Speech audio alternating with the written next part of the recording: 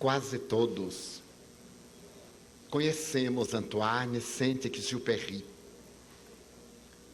Celebrizou-se, particularmente em nosso país, pela obra O Pequeno Príncipe.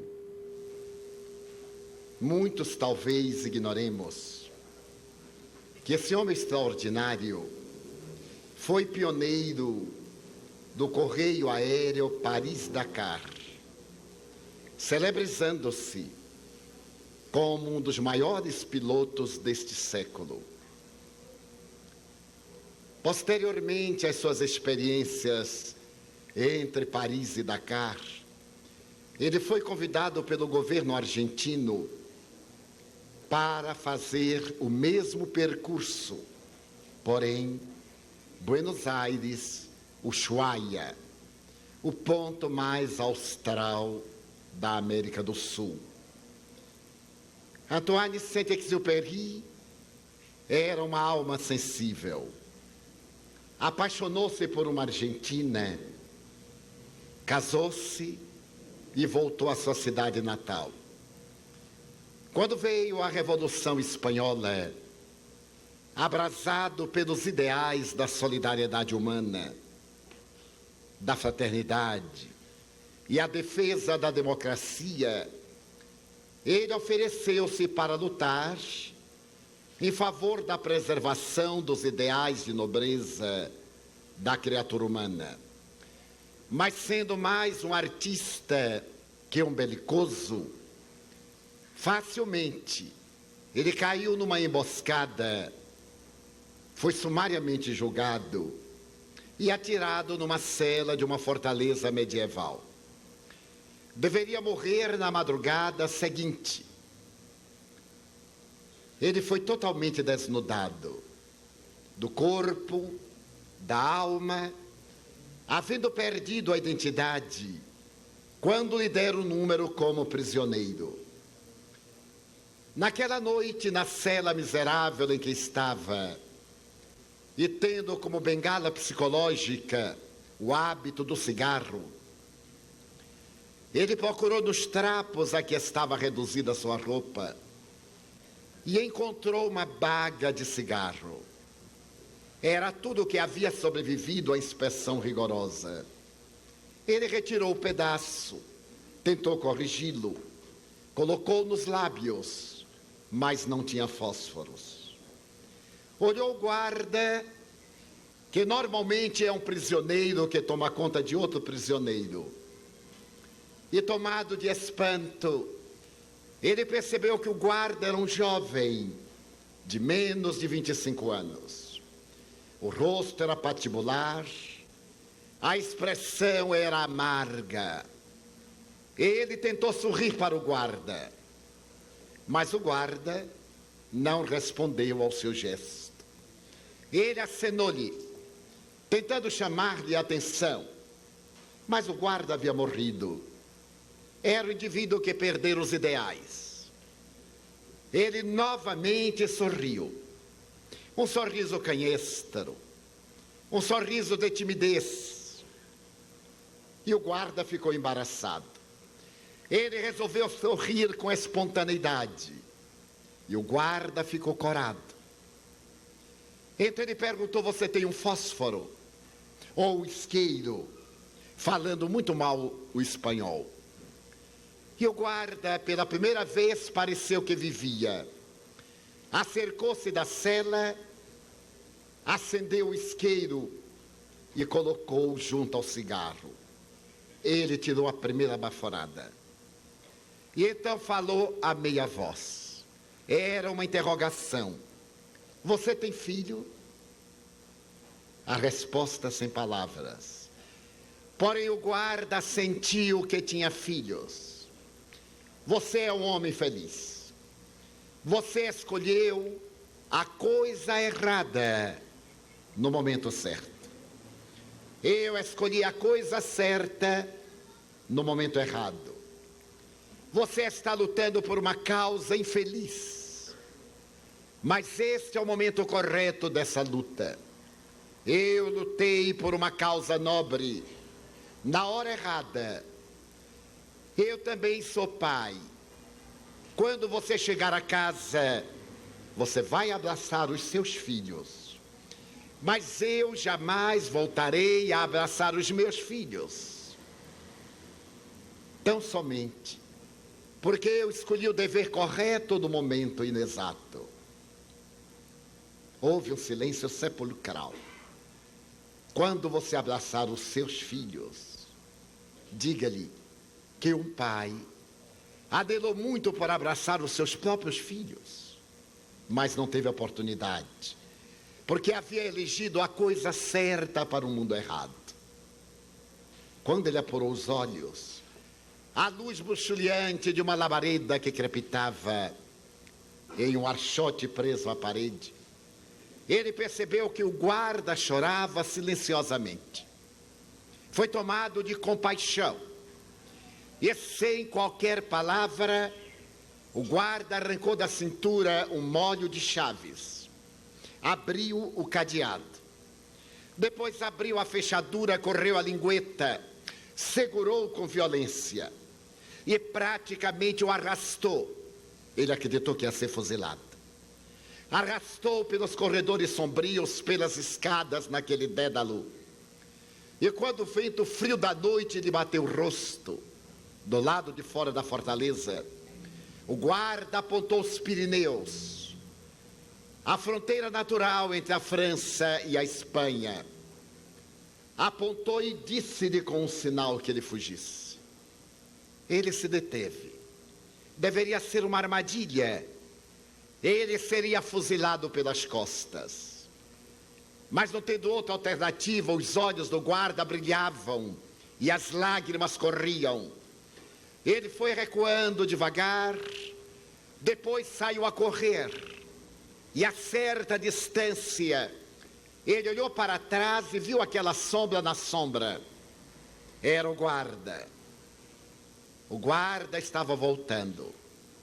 Deu-lhe a liberdade por um sorriso e deu a própria vida, porque, claro, ele ia ser fuzilado. Havia deixado o prisioneiro fugir, e esse era crime de guerra.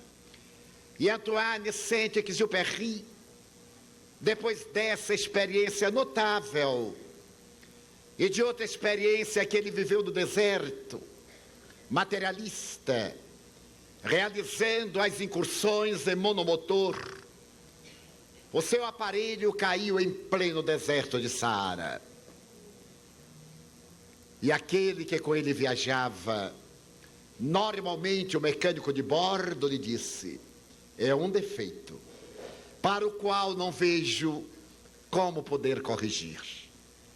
A noite gelada e no dia seguinte ardente, ele se preparou para morrer.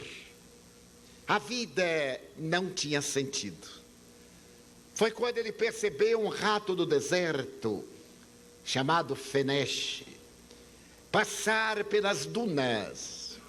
E ele reflexionou rápido. Se havia aquela forma de vida, devia haver uma forma de alimentos. E se havia alimentos, havia umidade, havia água. E foi atrás das pegadas do animálculo. Em uma curva de uma duna, que o vento parecia não mudar de direção, ele notou algo espantoso. Havia um grupo enorme de gravetos úmidos. E nesses gravetos pendurados, vários caracóis. Ele ficou a observar e percebeu que aquela postura, aquelas plantas ali quase sem vida, pareciam colocadas por uma mão muito sábia, porquanto estavam poupadas ao sol mais cruel do meio-dia. E a noite mais temerosa era também poupada dos ventos, mantinha uma temperatura mais ou menos amena. Porém, o que mais o fascinou é que os ratos alimentavam-se das lesmas mais velhas, dos caracóis mais velhos, e poupavam aqueles que eram mais jovens. graças ao que as suas vidas também eram poupadas.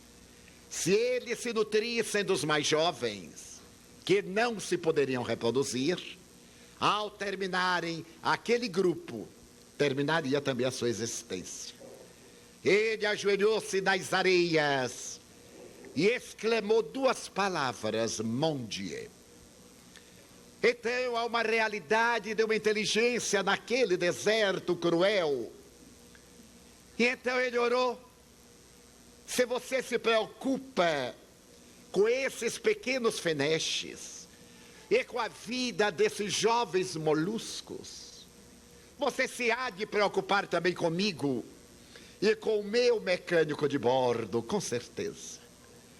Banhado de lágrimas, levantou-se e saiu a correr para dar a notícia ao mecânico. Ele acenava com a camisa que despira. Algo aconteceu. Casualmente eu movimentei uma das peças e a hélice está funcionando. Graças a um pequeno animal, ele havia encontrado Deus. E depois, graças a um sorriso, ele havia encontrado a vida para doá-la mais tarde, na Segunda Guerra Mundial, quando pilotando um avião do seu país, ele morreu em holocausto em uma batalha aérea. Um sorriso e a vida. Ele abraçou a vida com todo o entusiasmo. Nós vamos começar o nosso pequeno seminário abraçando-nos. Vamos abraçar-nos.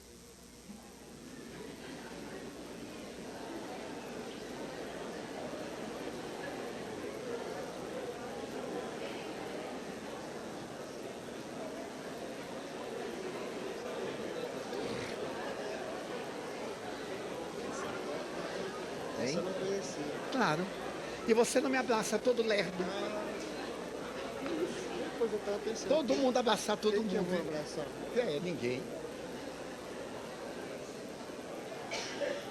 Eu troquei o MD, você pode contar a partir de agora. Não abraça? Todo mundo está se abraçando. Que coisa. Tem medo de abraçar, né? Eu não tenho. Eu vi os velhos. César, um abraço, César.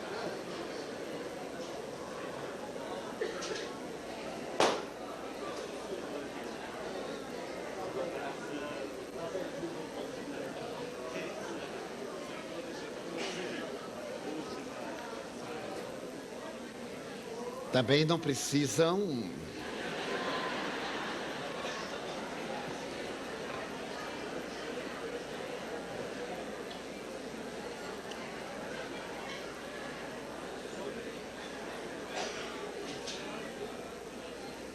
Senhoras, senhores, jovens, queridos irmãos no ideal espírita, que nos abençoe Jesus, o Mestre incondicional das nossas vidas. Curar-se. O nosso pequeno seminário está dividido em 2 módulos, conforme anunciado. O primeiro deles será interrompido dentro de 1 hora, para que nós tenhamos um intervalo de 15 minutos, que sempre são 30 minutos. Voltaremos e continuaremos até às 12h30, quando o encerraremos.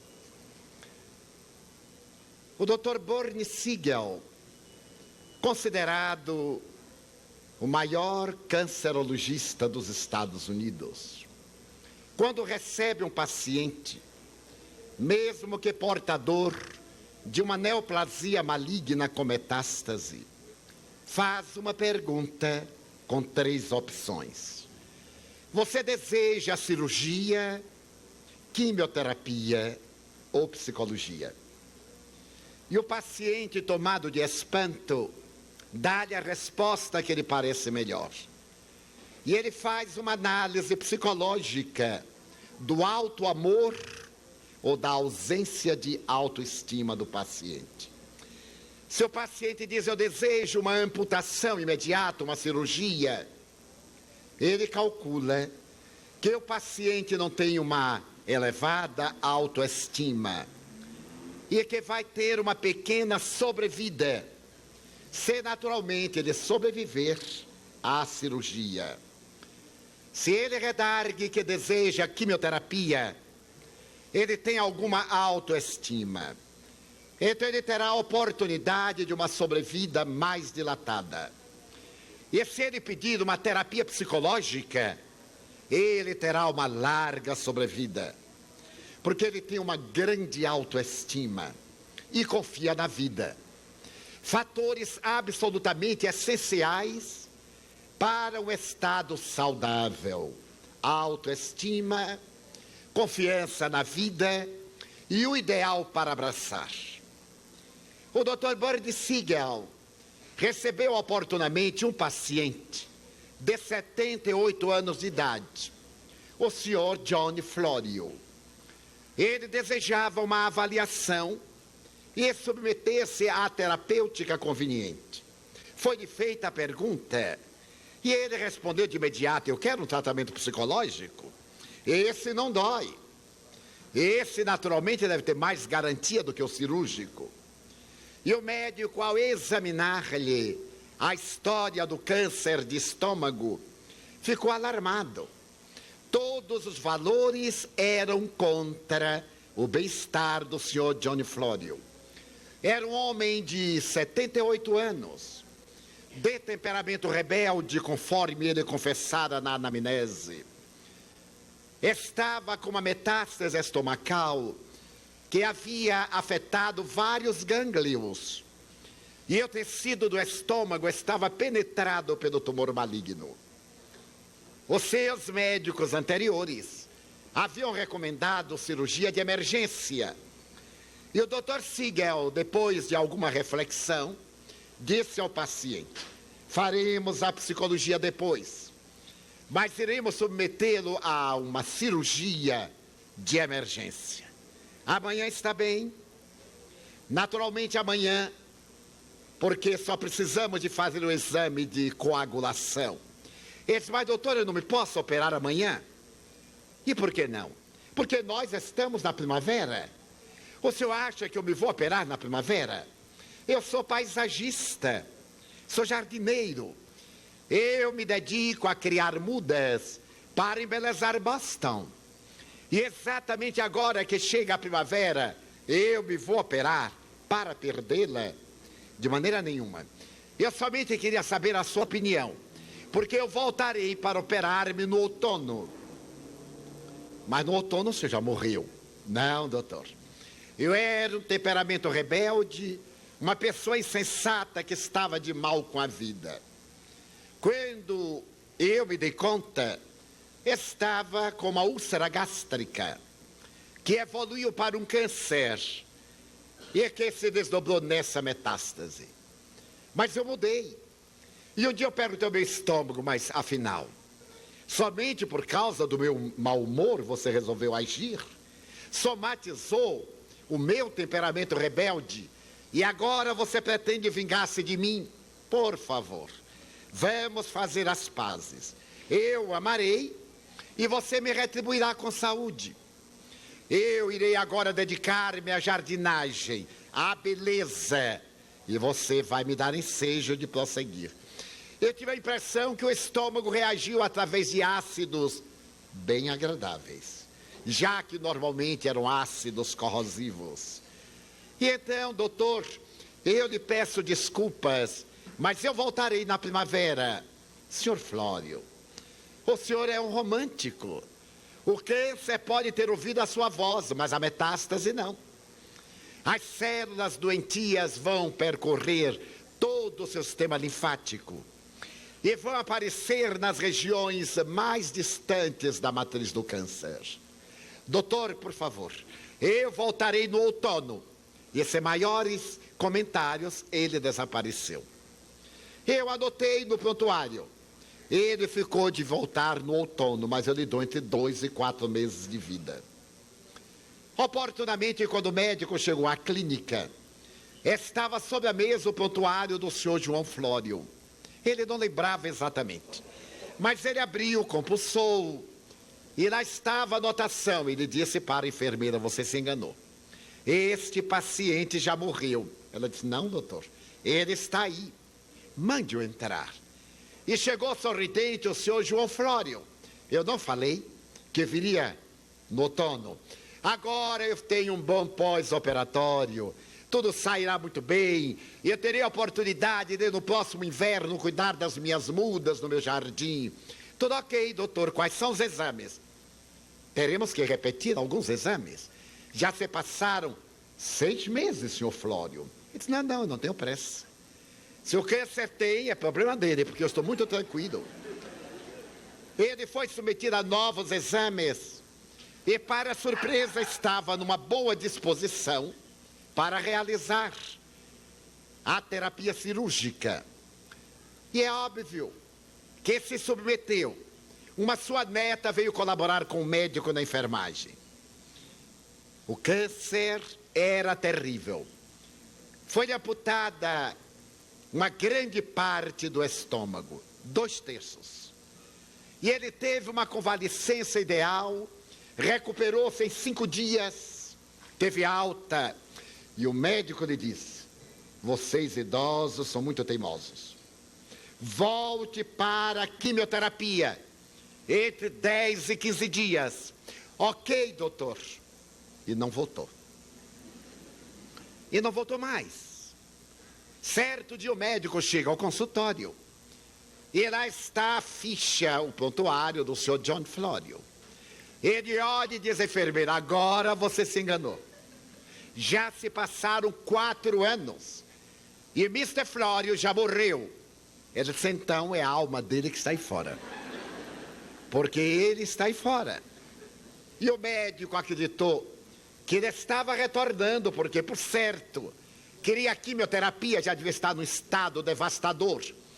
E entrou um agradável cavalheiro de 82 anos, corado, jovial. Mas, doutor, veja a minha cabeça. Mas, seu Flório, o senhor ficou de voltar imediatamente. É verdade. Mas eu não pude voltar, o que é que eu vou fazer?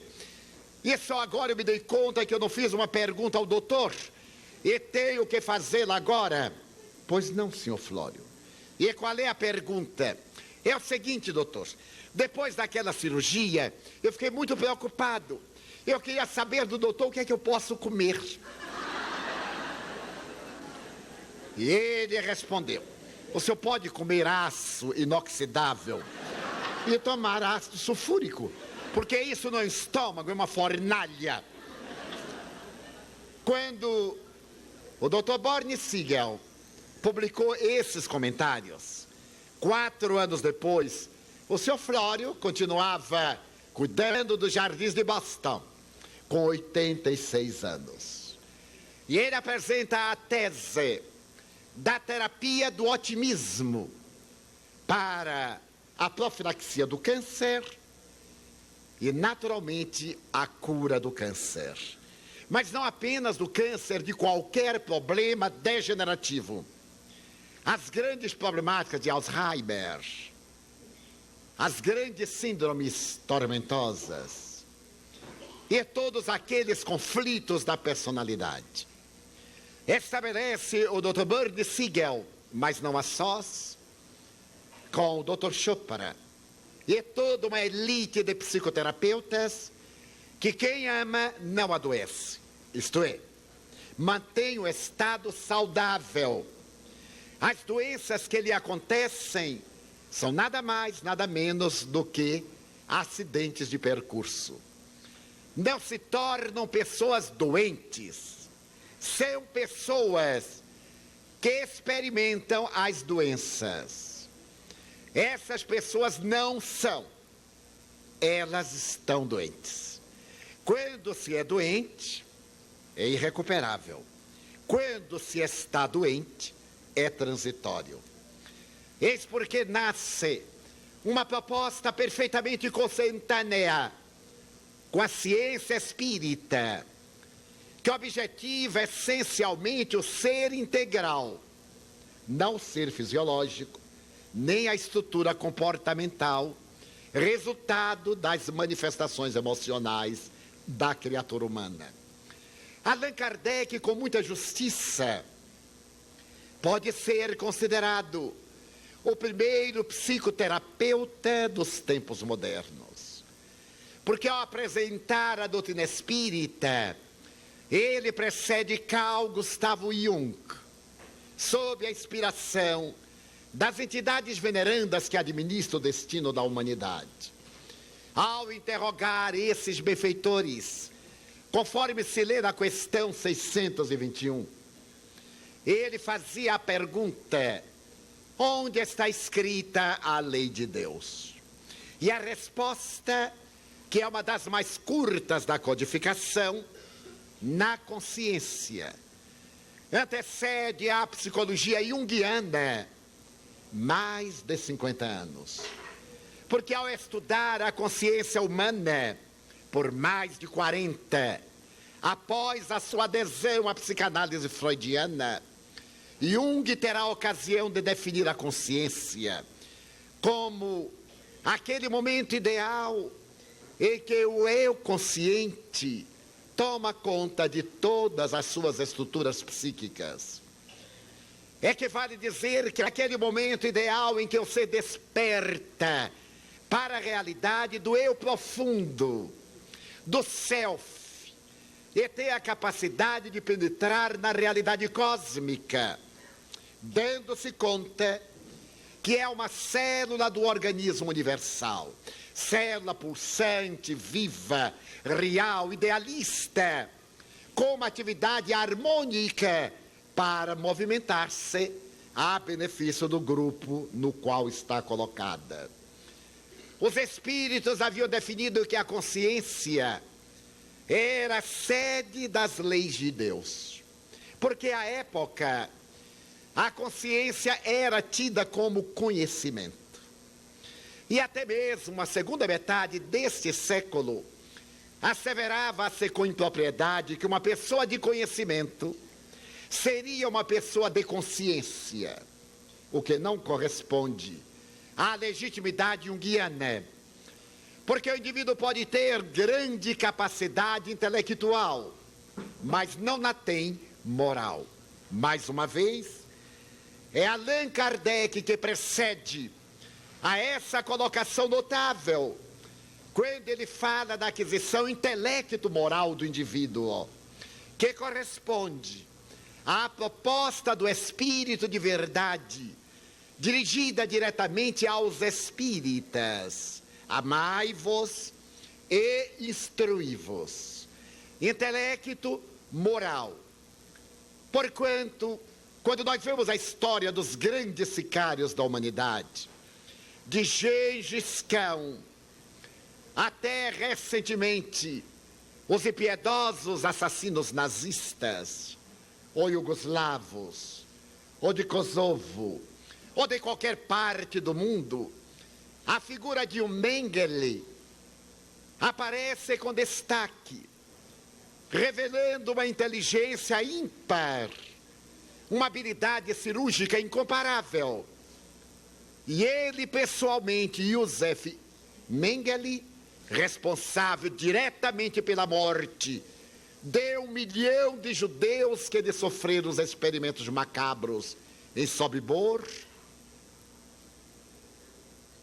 em Dachau e nos tremendos campos de concentração e de extermínio da Europa.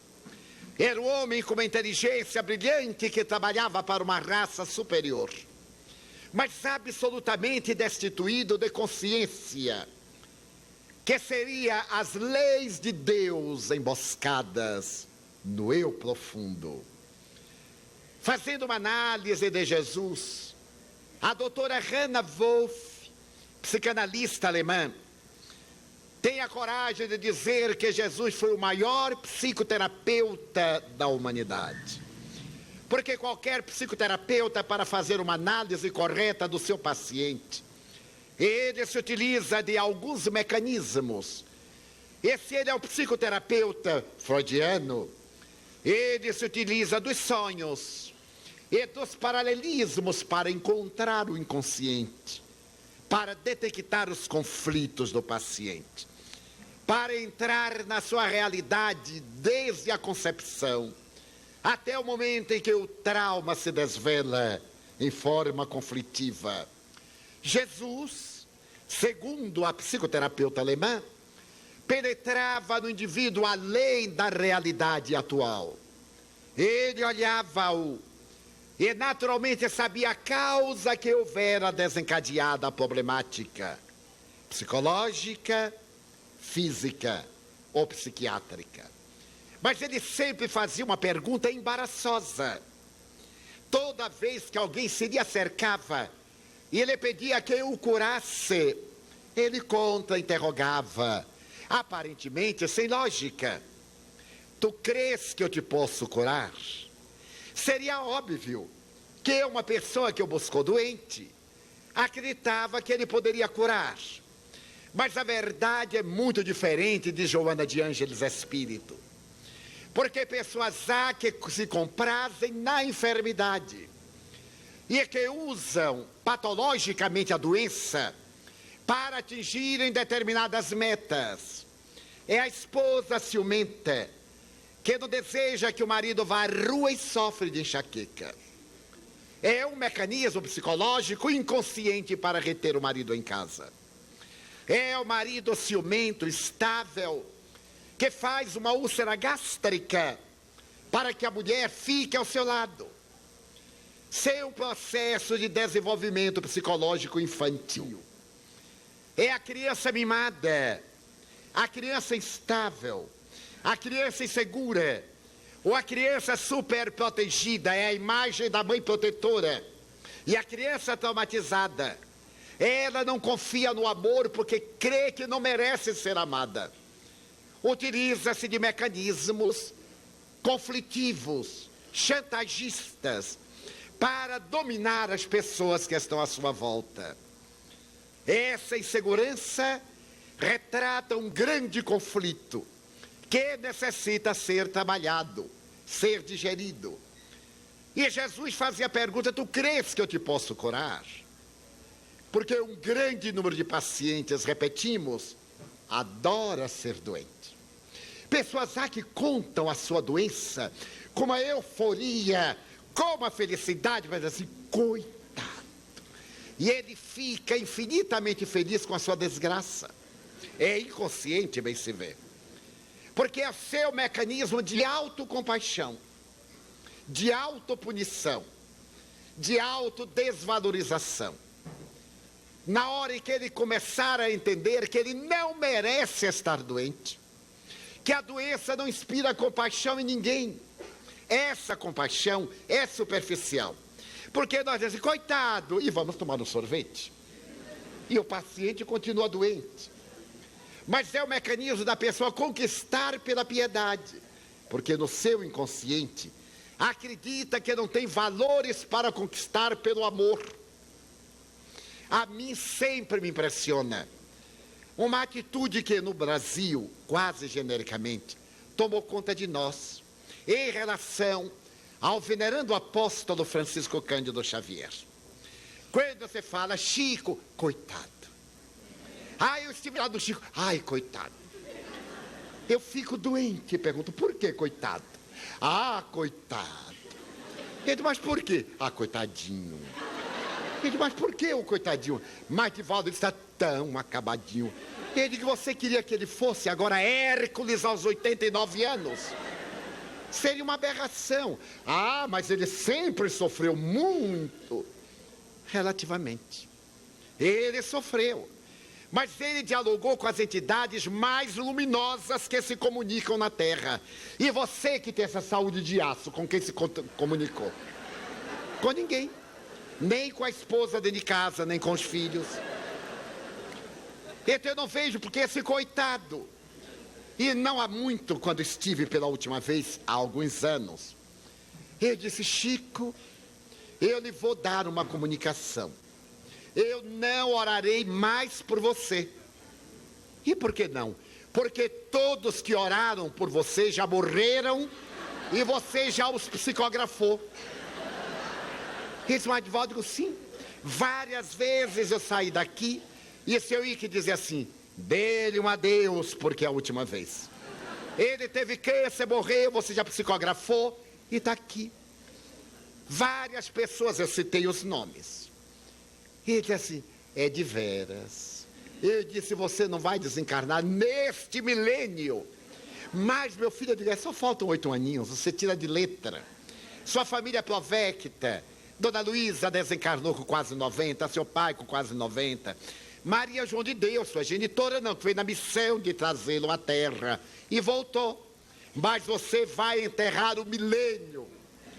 Ele fez que assim seja. E quando o repórter lhe perguntou, Chico, é verdade que você está para morrer? O povo está com a pressa que eu morra, eu não estou com pressa nenhuma. Autoestima, confiança na vida, ideal, a trilogia. Então nós usamos mal a nossa doença, como usamos a nossa raiva. Nós não perdoamos alguém para chamar a atenção. Porque todos assim, que temperamento horrível. E a gente comigo é assim, é uma autorrealização. Temos que saber administrar a nossa raiva, a nossa doença. A doença é natural, é um processo de desgaste. É um acidente de percurso. A maquinaria gasta-se, ou já vem gasta psiquicamente quando foi elaborada. A queixa torna mais gasta, porque a queixa é ácido na engrenagem do nosso organismo. A revolta diante das chamadas manifestações de infortúnio são descargas muito pesadas em nossas sensíveis organizações psíquicas. 2 grandes cientistas atômicos, físicos nucleares, os doutores David Bohm e Stewart Wolf, fizeram uma análise perfeita da criatura humana do ponto de vista neurofisiológico. E após estudar em profundidade a criatura, chegaram na universidade a uma conclusão fascinante e científica. Toda vez que nós mantemos a alegria de viver, que nós sorrimos, não é gargalharmos, que nós sorrimos, nós produzimos enzimas, imunoglobulina, que vão manter o nosso equilíbrio saudável. Toda vez que nós nos desesperamos, nós geramos toxinas que vão perturbar o nosso sistema nervoso central. E analisando em profundidade a questão, eles concluíram que o amor, a esperança, o perdão, a alegria de viver mesmo nas circunstâncias mais aziagas, produzem enzimas que poderiam corresponder a fótons, micropartícula. E esses fótons estimulariam o desenvolvimento das células, permitindo que elas se multiplicassem harmonicamente.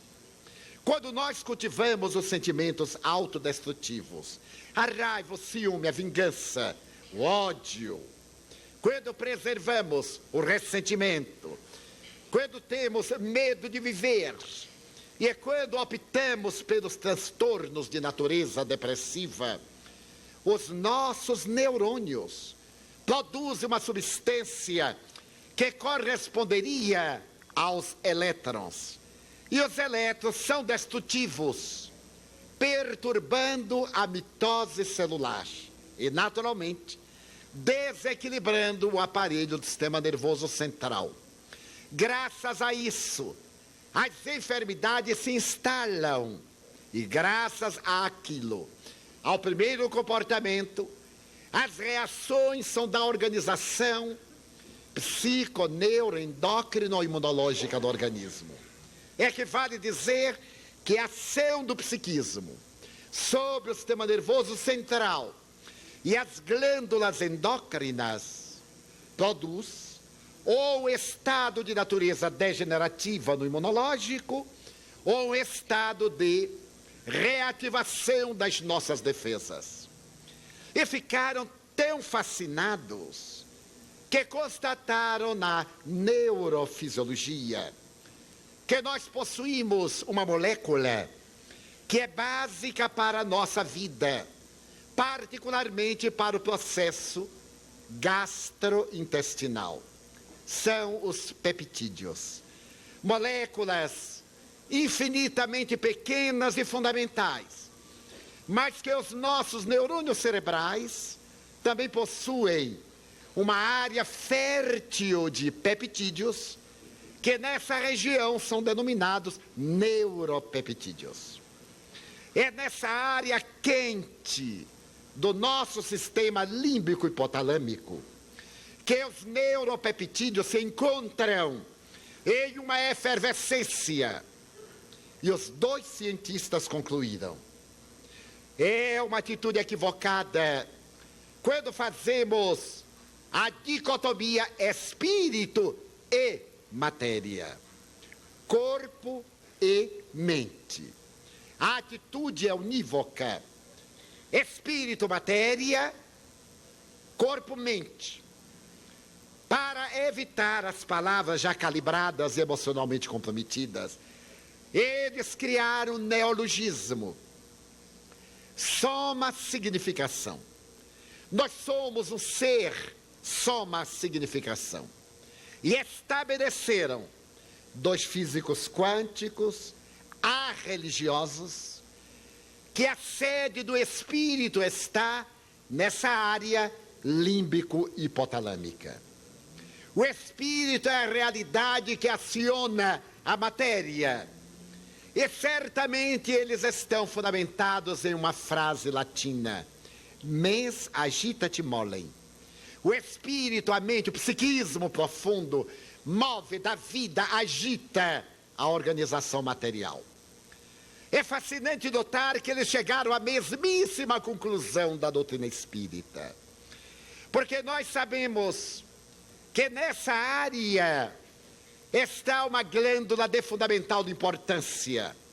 Na célula túrcica, na base do cérebro, está a glândula pineal, que foi estudada carinhosamente pelo espírito André Luiz, através da mediunidade de Francisco Cândido Xavier, no segundo capítulo da obra Missionário da Luz, sob a mesma epígrafe. A epífise, também chamada pineal. Ela seria a sede de fenômenos parapsicológicos, parafísicos e mediúnicos.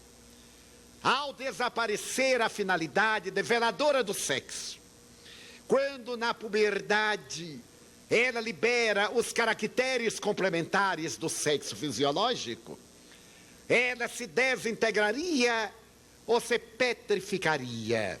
Estudiosos modernos aqui na USP estão tentando penetrar nesse verdadeiro mistério e estudando lâminas de pineal congeladas.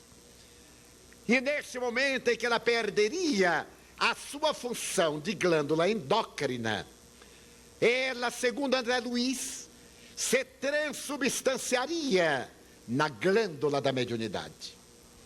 Ela se tornaria um fulcro de energias que captariam as ondas psíquicas de encarnados e de desencarnados e decodificaria para que a sede do psiquismo transformasse na verbalização escrita, falada, de pintura ou de outros fenômenos na área da ectoplasmia. É notável concluir que hoje os dois cientistas, em uma área equivalente, detectam a sede do espírito. Nós sabemos, através da tradição, que a pineal já era conhecida pelos chineses desde 4.000 anos antes de Cristo e pelos hindus, que a chamavam o lótus de 1000 pétalas. A simbólica flor de lótus que ia abrindo as pétalas para naturalmente tornar-se um fulcro gerador de energia em sintonia com Brahma, com Rama, em sintonia com Deus. André Luiz veio e complementa a tese que vai corresponder no esoterismo à sede do chakra coronário, exatamente na área que captaria este mundo de vibrações e que seria também a sede da consciência, onde estão íncitas as leis de Deus. Graças a essa colaboração maravilhosa, nós vamos verificar com a proposta dos doutores David Bohm e Stewart Wolf que a nossa vida é o resultado do nosso comportamento mental, confirmando a tese da reencarnação. Nós somos o que fizemos de nós, nós seremos o que fizermos de nós. E na proposta da doutrina espírita há uma frase monumental entre todas: médico, cura-te a ti mesmo. A saúde é o resultado inevitável do comportamento psíquico do ser, de como adota a tese saudável do ideal. Quando Jesus nos deu a demonstração da realidade do ser mais saudável de que se tem notícia na Terra, os narradores da sua vida não nos dizem que em momento algum ele esteve enfermo. Ele sempre se nos apresenta como exemplo da saúde total, de tal forma que as suas vestes resplandeciam. Ele exteriorizava o magnetismo em tão elevado teor, que a sua presença acalmava. E é por isso que ele perguntava a cada paciente: tu crês que eu te posso curar? E quando o paciente dizia creio, ele também queria dizer quero. Porque um grande número de nós não quer o bem-estar. Deseja, mas não quer, isto é, não se empenha pelo conseguir. Pessoas há que vêm ao atendimento fraterno da casa espírita para transferir o seu drama ao atendente, para que o atendente resolva e ele continue, permita-me a gíria, numa boa. E como não foi resolvido na primeira semana, ele vai a outro centro. E vai a outro. É o velho hábito daqueles que me dizem: eu já fui a todos os médicos, como se fosse possível. E ninguém sabe o que eu tenho. E eu sorrio, não digo nada. Porque a resposta é assim: porque você não tem nada.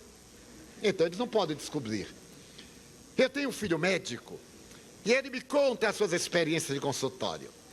E ele me diz que o momento pior do médico é quando vai dar o resultado de exames a pacientes. Especialmente este resultado: olha, eu quero lhe dar um diagnóstico terrível. Prepare. Mas doutor, é grave. Muito grave. Diga rápido. Você não tem nada. Ah, não é possível. Gastei tanto dinheiro com o exame e não tenho nada. Não é possível. Vai a outro médico. Até que encontra um médico muito hábil, negociante, porque também é gente. E diz: não, não é que você não tenha nada. Ter, todos nós temos. E claro, e vamos ter. É que você necessita. E eu me lembro de um fato anedótico. Um jovem doutorando recebeu diploma de medicina, para a glória e honra dos seus pais. Seu pai era médico. E 2 semanas depois ele chegou a casa e disse: papai, foi muito bom o senhor me passar a sua clínica. Lembra-se do senhor fulano de tal? Aquele que tinha uma disfunção hepatointestinal? Claro, lembro-me. Papai, o senhor vinha tratando este homem há 8 anos. Eu curei na 3ª consulta. Meu filho, que loucura. Foi ele que financiou seus estudos. Então, a pessoa adora ser doente. E Jesus, quando perguntava, esclarece Joana de Ângeles uma visão psicológica.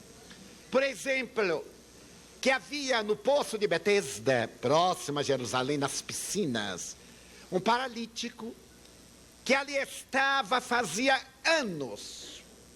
Uma lenda contava que as águas se movimentavam pelas mãos dos anjos.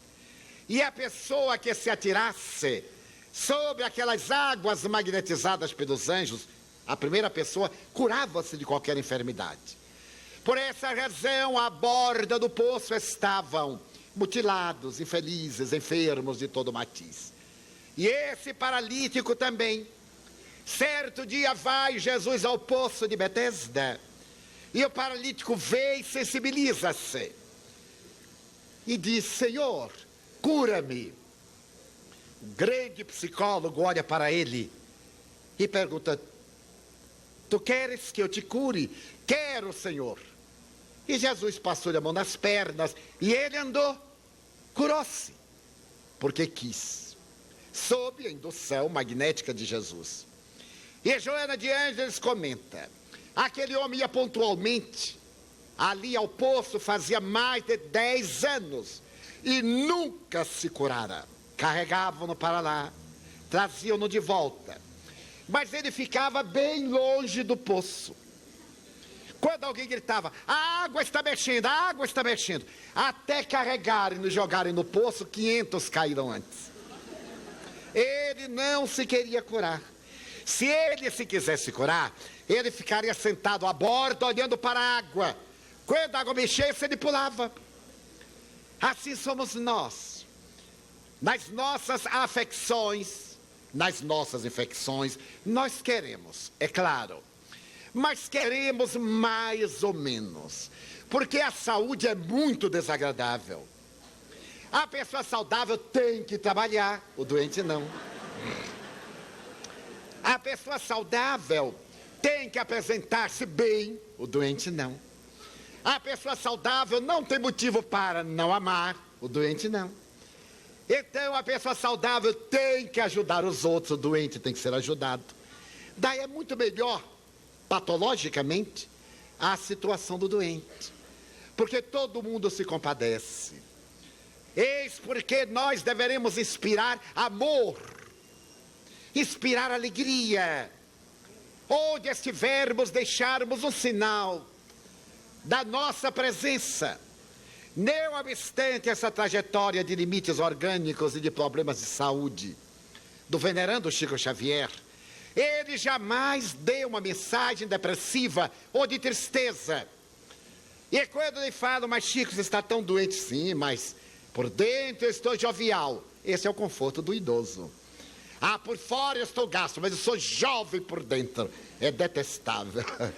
Era bem melhor ser jovem por fora e por dentro, porque há jovens por fora desgastados por dentro, e aí é pior, porque a nossa proposta de vida é de abençoar a vida que nos abençoa, e não de cobrar a vida, o ônus que nós negamos a nós próprios. Na hora que nós mudarmos de atitude mental, dizem os modernos psicoterapeutas, com as suas notáveis terapias alternativas, a saúde se instalará, não a falta de doença, nem a ausência da morte. São fenômenos biológicos inevitáveis, mas é o bem-estar que tomará conta de nós com a presença de um distúrbio ou sem esse distúrbio. E esse é que é o importante. Pessoas saudáveis que vão buscar as doenças porque sentem falta. Vão ter um sexo promíscuo, vão fumar em quantidade. Crescer em mim do cigarro, jamais. Já está. É só esperar um pouco. Efizema pulmonar? Não, isso é para os outros. O pior é que os outros dizem é para os outros e os outros dos outros são eles. Cada 2 segundos o cigarro mata alguém. Mas a gente não acredita, imagina. Se eu vou largar o cigarro, se eu vou fazer este favor à sociedade. E então, quando detecta o câncer, ou quando vem a dificuldade respiratória, mas eu já parei de fumar, tarde. Porque para o efeito dos conservantes do tabaco e da nicotina eliminarem a hipótese dos seus danos, só 20 anos após haver abandonado o uso. Nós abandonamos aos 84 anos. Eu não gosto muito dessa tese, que é fantástica, por causa de um fato que me contaram. Um antitabagista era tão ferrenho, ele tinha antecedentes de determinadas doutrinas ortodoxas que apontam para o inferno, que numa reunião na casa espírita ele dizia assim: fumar é crime, é suicídio, o fumante vai para o inferno. E aquela coisa bárbara. E na primeira fila tinha um senhor de muita idade. E ele arriscou. Meu senhor, por favor, levante-se. O idoso levantou-se. E ele perguntou, quantos anos tem? 90. Foi um momento mágico. E o senhor fuma? Nunca. Ele suba na cadeira, por favor. Olha aí, meus irmãos, 90 anos, nunca fumou. O velhinho ficou contente, gritou, papai, levante aí, papai. Aí levantou-se o velhinho mais idoso, trêmulo. Papai tem 108 anos e fuma desde os 12. Uma tese horrível. Eu não vou me aventurar a fazê-la aqui. Mas é a estatística. Então, se nós morigerarmos os nossos hábitos, da mente para o corpo, a tradição é que a matéria é fraca, e Allan Kardec, com propriedade, demitiza. O espírito é que é fraco. É o espírito quem comanda a matéria, e não essa que comanda aquele. Na hora que nós mudarmos os hábitos e começarmos a colher as ideias do amor, amor terapia, da esperança. Joana de Ângeles falou-me oportunamente algo surpreendente no período de muitos testemunhos. Eu me sentia tão sitiado. Ela me fez a seguinte imagem: tu te sentes aprisionado, sitiado ao norte, ao sul, ao leste e ao oeste. Não é verdade? Eu disse, é o que eu penso. Imagina se alguém entra numa ponte pêncil e a ponte oscila e ele resolve voltar e aparece uma fera que vai entrando na ponte. Ele então corre o risco da ponte cair, mas vai na outra direção. E vem um bandido armado. A sua opção é atirar-se no abismo, porque lá embaixo passa um caudaloso rio, mas é um rio de corredeiras, de pedras, onde estão jacarés. E a pessoa diz, mas eu não tenho alternativa. Como eu serei salvo? Se tiver paciência, será salvo de helicóptero. Quando tu estiveres sitiado pelo norte e pelo sul, pelo leste e oeste, não desesperes, porque o socorro virá do alto. A divindade te pinça e te socorre. É necessário preservar a esperança.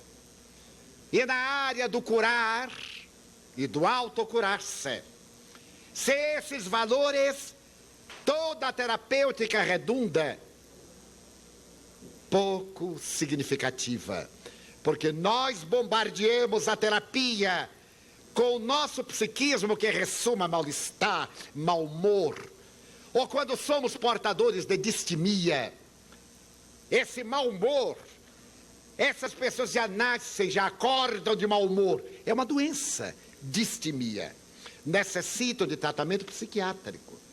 Não é que a pessoa seja doente da mente, mas de um distúrbio neuronal que produz enzimas perturbadoras. Eu conheço pessoas, que dia de sol, mas que dia de chuva. E quando alguém ri, diz, não vejo por que está rindo.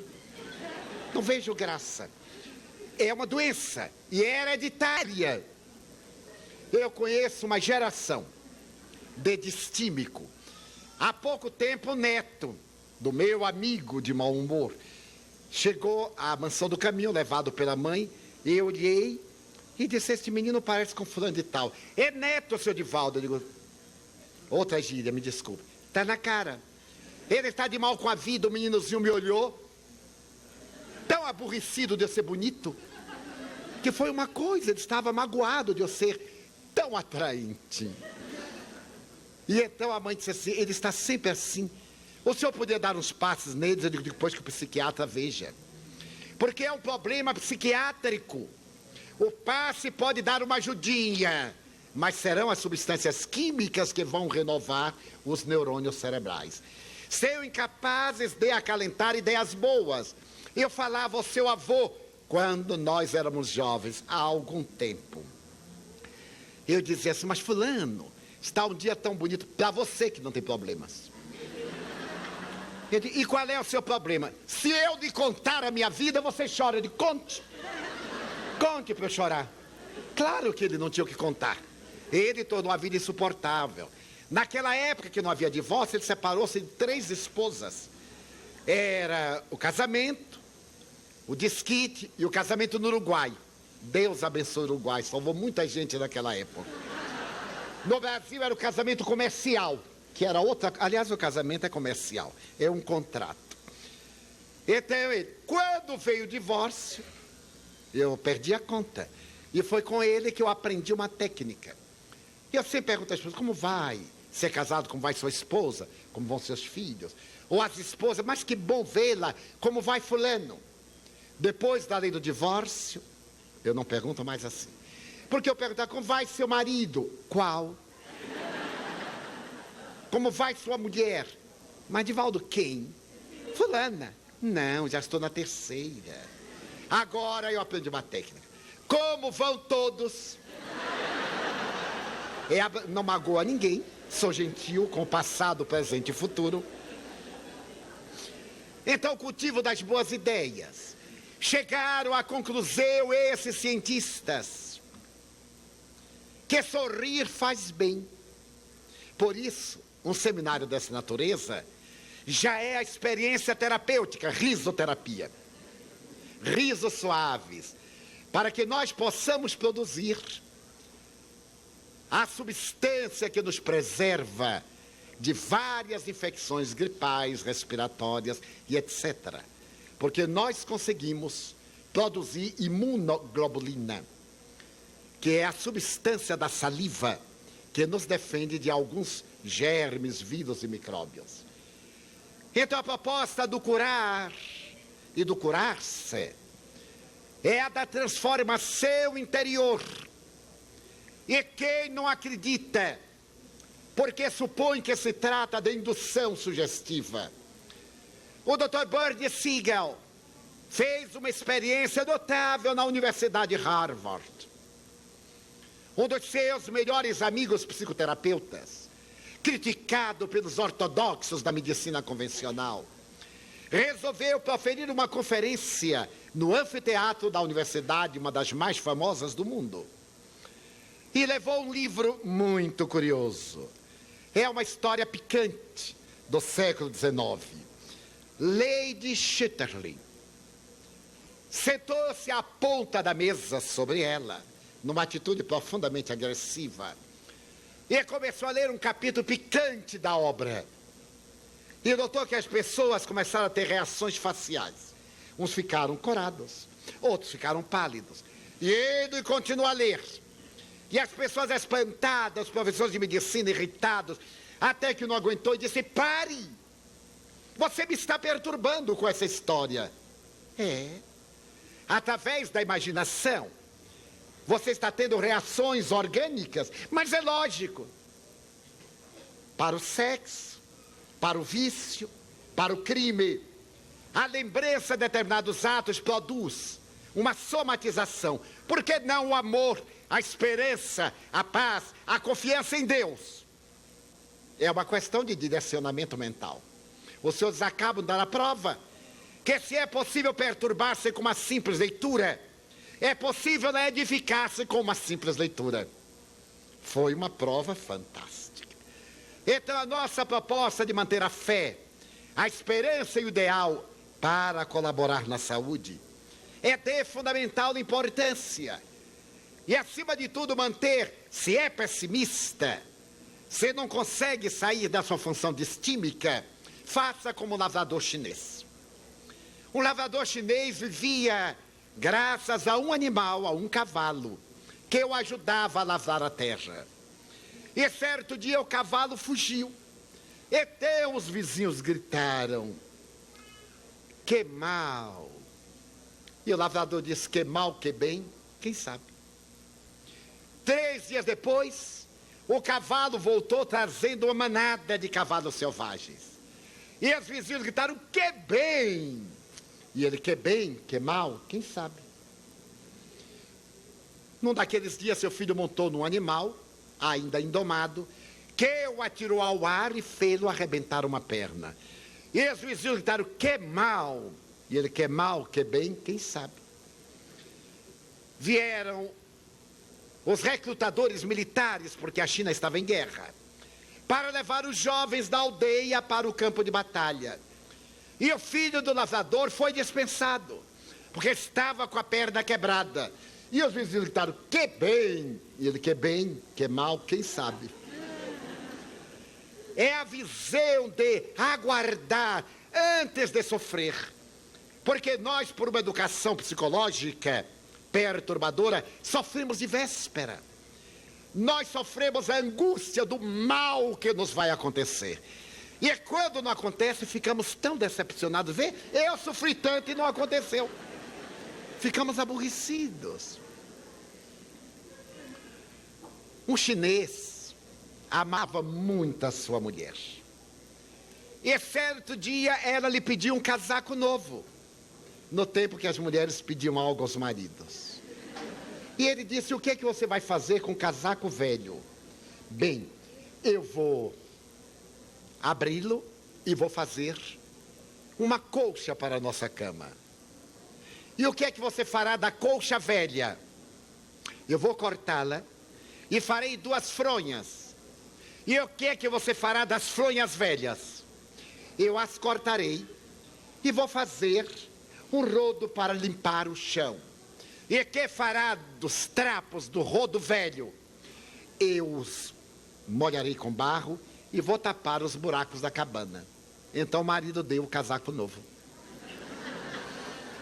É necessário saber investir na vida.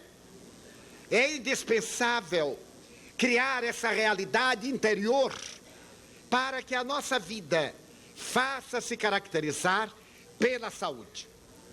Faremos agora o nosso espaço de intervalo de 20 minutos.